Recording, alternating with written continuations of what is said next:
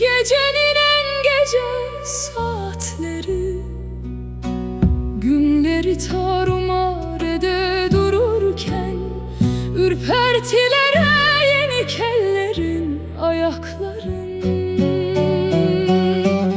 adımların korkunun durduğu yere basar, kuyusuna kapanınca gözlerin, rüya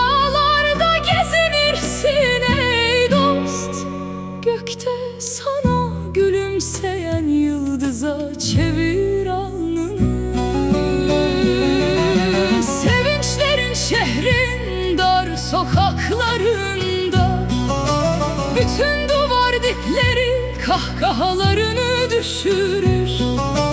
Yüreğin hurdalar biriktiren saat tamircilerinin eteklerinde bir usta çağır ey dost, rüzgarlar gözlerini götürmeden.